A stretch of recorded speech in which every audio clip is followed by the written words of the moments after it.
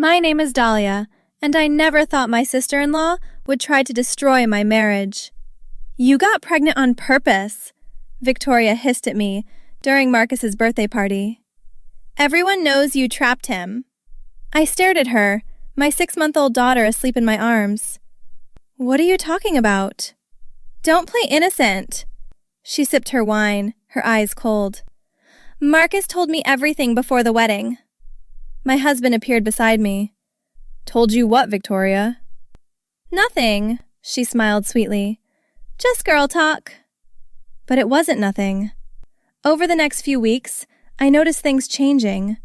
Marcus's mother, Eleanor, called less frequently. We're just so busy, dear, she said, when I asked if everything was okay. Is this about something Victoria said? I asked. Eleanor hesitated. She mentioned you might have rushed things with Marcus. That's all. My stomach dropped. Rushed things? The pregnancy, Eleanor said quietly. Victoria said you two weren't planning for a baby so soon. That's not true, I protested. We'd been trying for months. I'm sure it's just a misunderstanding. But Eleanor's voice sounded doubtful. I confronted Marcus that night. Your sister is telling your family I trapped you with the baby. What? That's insane. He pulled me close. I'll talk to her. She's been saying this for weeks, Marcus. Your whole family is treating me differently. He called Victoria immediately. What the hell are you telling Mom about Dahlia? I could hear Victoria's voice through the phone, sugary and concerned. I'm just worried about you, Marcus. You guys moved so fast. We've been together 4 years, he shouted. I know. I just want you to be happy. She paused. Are you sure the baby was planned? Marcus hung up, furious, but the damage was done. At Sunday dinner, Marcus's father, Thomas, barely spoke to me. His Aunt Carol made pointed comments about young couples these days. Some women will do anything to lock down a man, Carol said, looking directly at me. Eleanor touched my hand apologetically, but she didn't defend me. Victoria sat across the table, smirking. I need to use the restroom, I announced, standing abruptly. I walked down the hallway, my heart pounding. Victoria was destroying my reputation, my marriage, my relationship with Marcus's family. As I passed Victoria's old bedroom, she'd moved out years ago but kept some things there, I heard her phone buzzing on the dresser. I shouldn't have looked, but something made me pick it up. The screen showed a group chat called Saving Marcus. I opened it. My blood ran cold as I read message after message. Victoria had been orchestrating this for months, long before she ever confronted me at the birthday party. The gold digger is pregnant. We need to act fast. She'd written to someone named Derek. Your brother deserves better, Derek had replied. I'll make sure everyone knows what she did. There were dozens of messages, plans to turn the family against me, strategies to make Marcus doubt our relationship, even discussions about hiring a private investigator to find dirt on me. But the worst part was a message from 3 weeks before Marcus and I found out we were pregnant. Marcus told me they're trying for a baby. Time to plant the seeds that she's trapping him. She'd planned this before I was even pregnant. She'd known we wanted a baby and decided to weaponize it against me. I took screenshots of everything, my hands shaking. I sent the screenshots to my email immediately. Victoria knocked on the bathroom door. You okay in there, Dahlia? Fine, I called back, my voice steady despite my racing heart. I returned to dinner and endured another hour of cold shoulders and suspicious glances. But now I had ammunition. The next morning, I called my best friend Rachel. I need your help. What's wrong? She asked immediately. I explained everything. Victoria's campaign, the screenshots, the family's growing hostility. That's psychotic, Rachel breathed. What are you going to do? I'm going to expose her, but I need to do this right. I paused. Do you still have that lawyer friend, the family law one? Jennifer? Yeah, she's amazing. I'll text you her number. I met with Jennifer Russo that afternoon. She was sharp, professional, and thoroughly disgusted by Victoria's behavior. "This is harassment," Jennifer said, reviewing the screenshots. "And defamation. She's deliberately damaging your reputation." "What can I do?" I asked. "Document everything. Every comment, every interaction. Get witnesses if possible." She leaned forward. "And we need to expose this to the whole family at once. No letting her spin the narrative." "How?" Jennifer smiled. "Family meeting. Formal. All adults present. You present the evidence. I'll be there as your lawyer." "Marcus doesn't even know about this yet," I admitted. "Tell him tonight. He deserves to know what his sister is doing." I showed Marcus the screenshots when he got home from work. He went pale, then red, then pale again. "She wrote this? My sister wrote this." "All of it," I confirmed. "She's been planning to destroy us since before I got pregnant." "Who the hell is Derek?" he demanded, scrolling through the messages. "I don't know. But look at the dates, Marcus. She started this campaign before we even conceived." He read silently, his jaw clenched. "She knew we wanted a baby. I told her we were trying. And she used it against us." Marcus looked up, tears in his eyes. "My whole family thinks you trapped me, and it's because of her." "We're going to fix this," I said firmly. "But I need you with me completely." "I'm with you."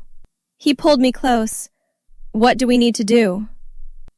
Over the next 2 weeks, we built our case.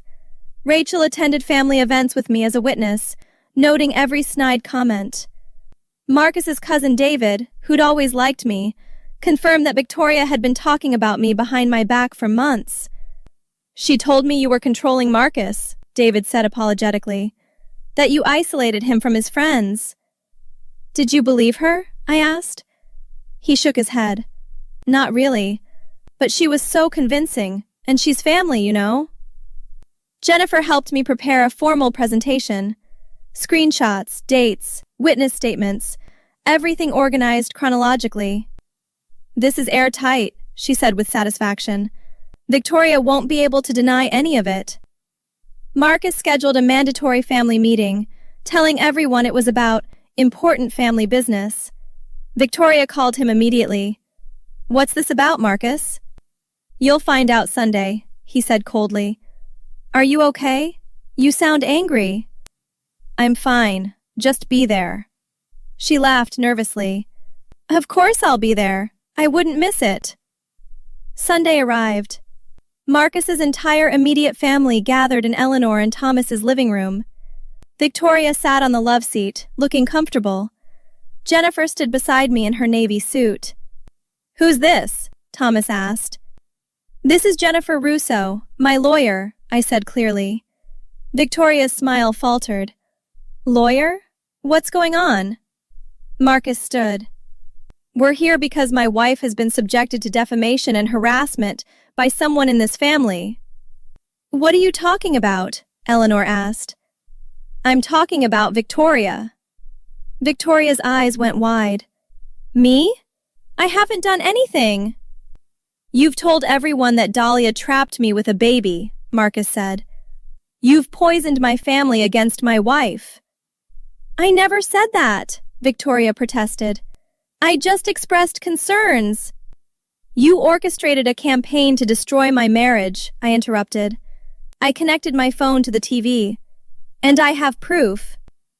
The screenshots appeared on the screen. Eleanor leaned forward, reading. "Victoria, what is this?" "I don't know. This is fake." "It's from your phone," I said calmly. "From a group chat called Saving Marcus." I scrolled through the messages. "The gold digger is pregnant," Thomas read aloud. "You wrote this?" 3 weeks before we knew we were pregnant, Jennifer added. Victoria wrote that Marcus told her they were trying for a baby. Marcus's voice was ice. "I told you because you're my sister. I trusted you." Victoria stood, shaking. "I was protecting you." "From what?" Marcus demanded. "She's not right for you. She came from nothing. The room went silent. Eleanor's voice trembled. Victoria, tell me you didn't say that. You've been lying to us for months, David spoke up. You told me she was controlling him. I was trying to help. You told everyone she was a gold digger, Thomas said, still staring at the screen. Who's Derek? Victoria went pale. He's a friend. A friend who helped you plan this? Marcus asked. Is Derek your boyfriend? Eleanor asked. Victoria's silence answered. You involved someone outside our family? Thomas stood, furious. You shared private information with a stranger? He helped you try to destroy my marriage, Marcus said quietly. Jennifer stepped forward. Victoria needs to explain herself to everyone. Victoria sat back down, trapped. What do you want me to say? Start with why, Eleanor demanded.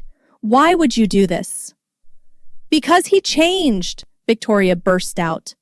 We used to be close. We're still close, Marcus said, confused. No, not since her. Victoria pointed at me. You got married, and suddenly I'm not important anymore. That's not true, Marcus protested. You chose her over me.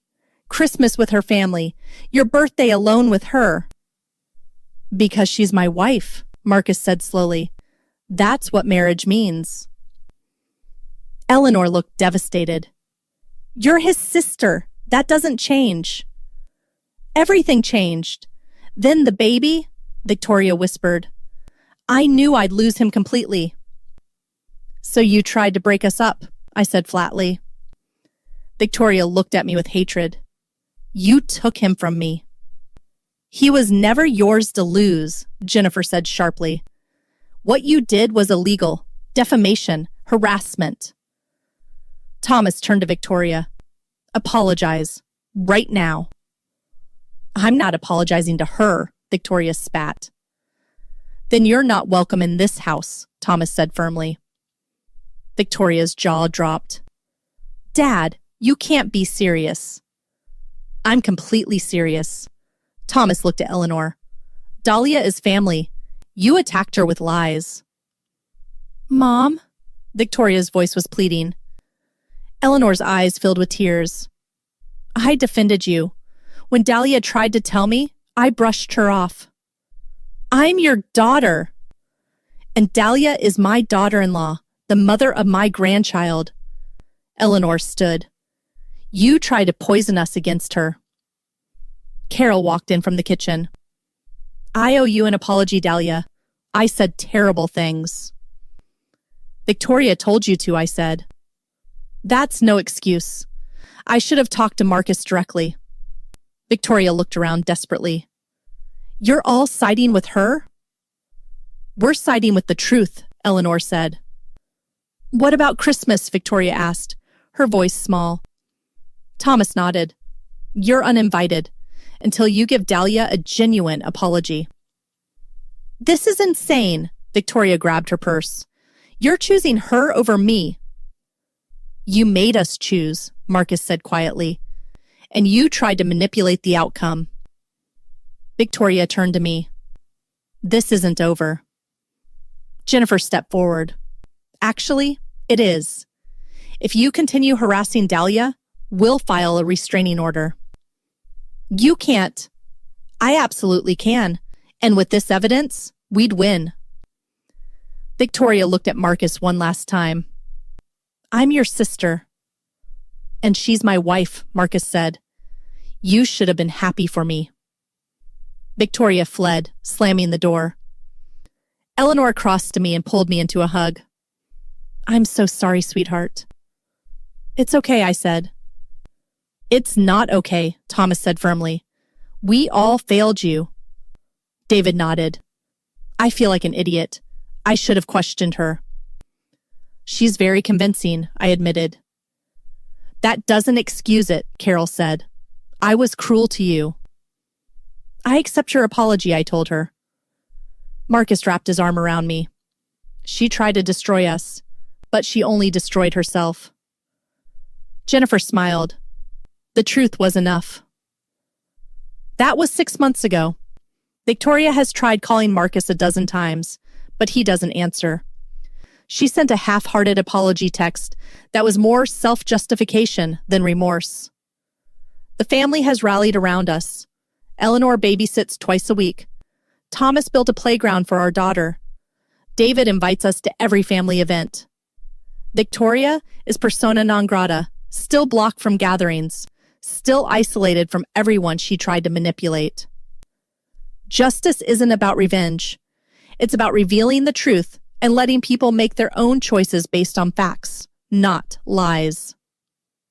Have you ever had to expose someone's lies to protect your family? Sometimes the truth is the best weapon. Like and subscribe for more stories about people who refused to be victims and fought back the right way.